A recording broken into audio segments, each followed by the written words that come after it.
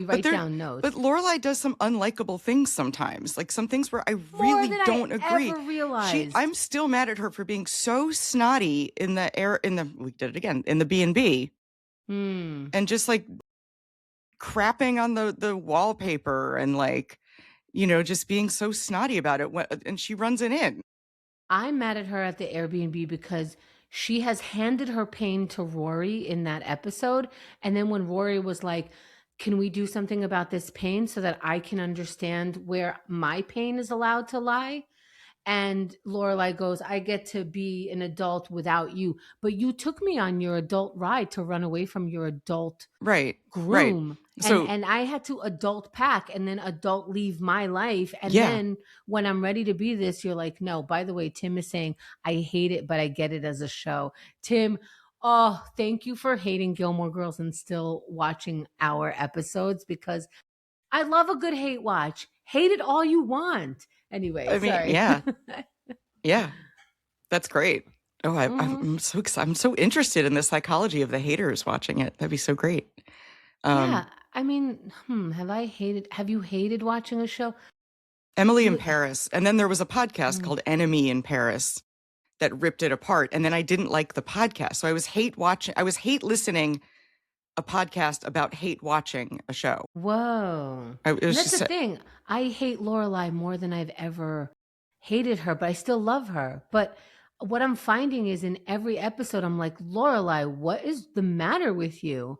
right. It feels like I'm saying that in every episode, and I'm not sure if it's because I recognize that she's being petty when I used to think she's just being loose, and then I start wondering, how much am I affected by the reality that's given to me by pop culture? Mm-hmm. And we said this before, like the cool girl used to be exactly that, the cool girl. It was Yeah. somebody that if you emulated, you would be giving people a nice time, a nice experience with you.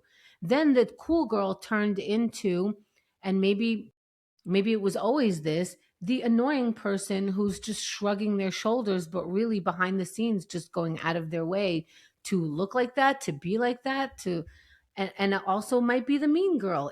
I don't like how much I'm influenced by whatever mode we are, Right. in terms of like who's a woman, who's a man, who's angry, how much is it okay to show our feelings, what feeling is okay, like, oh, mothers and daughters have to be like this with each other. No, mothers and daughters have to be like this with each And other. like, I think if like when you compare any television to any regular life, television is so much more entertaining. So like I had grown up on like 90210, and I thought high school was going to be a drama. Like every day there was a new like big issue of like, and like it's sort of boring compared to 90210. So you're like, is my life just really boring, or is TV an explosion of entertainment that's like not which is what we compare it to now, to social media.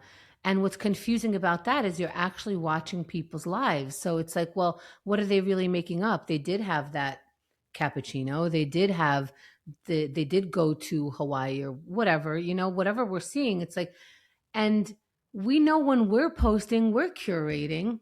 So I think what we're watching is the most exciting parts of these. What did someone say? You're watching someone's like highlight reel. Yes. And you're comparing it to your like